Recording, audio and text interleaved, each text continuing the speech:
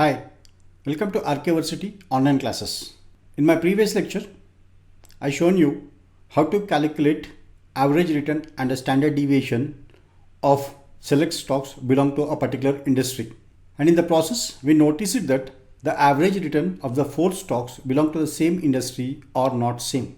One has a high return of a 0.58% and another has a low return of a 0.12%. Now, is there any way that we can compare the average return of a one stock with the other stock? I mean to say that we compare only two stocks at a time.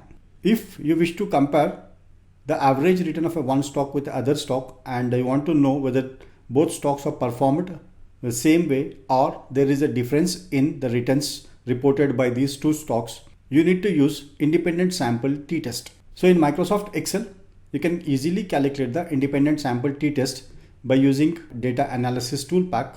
Now in this lecture, I'll show you how to calculate independent sample t-test and interpret the result. Here are the daily return series of Tata Consultancy Services and HCL Technologies. I choose these two stocks to make a independent sample t-test and to compare their average returns.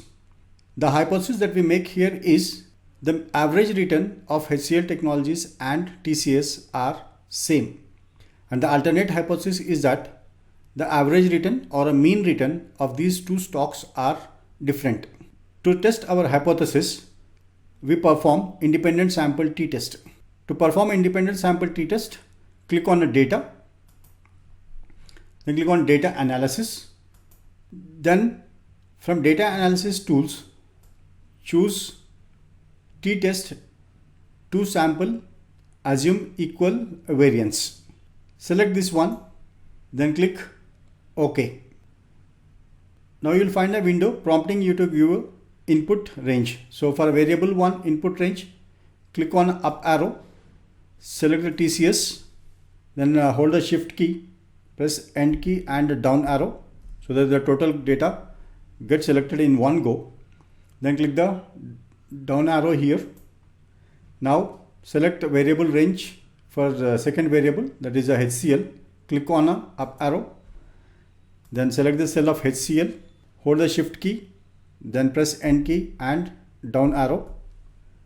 Then again click a down arrow here, and labels are there because here we have a TCS and HCL as a labels, and alpha, that is a significance level, is 0.05, that is a 5% significance level.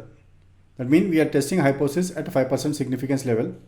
Click on output range, then click up arrow, select the range here.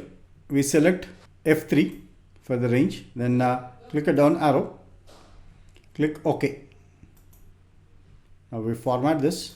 Now first we look at the summary statistics, that is a mean, that is average return. Average return of TCS is 0.32 whereas HCL is 0.58. Number of observations, both has 124 observations. Then a variance is 4.49 and 6.64.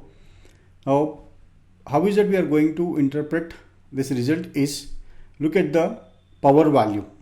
Now, if your power value is greater than 0.05, then accept null hypothesis, which means there is no significant difference in mean returns of a TCS and HCL stock during a time period. Even though the average return of HCL appears to be little higher than the TCS, but overall there is no difference, significant difference between these two. Whether you are investing in a TCS or a HCL, at the end of the day, the average return or a mean return that you gain from any of these two stocks is more or less the same. The variance that you look at here, HCL has got a little high variance and the TCS got a little low variance. But even then also, at the end of the day, that is after 6 months, if you compare the average return or a mean return of these two stocks, you find that the p-value is 0.40, which is greater than 0.05, and you are accepting a null hypothesis saying that there is no difference in average return or a mean return of these two stocks. So this is how you need to perform an independent sample t-test and interpret the result. In this case, we compared the mean returns of only two stocks, that is a TCS and HCL.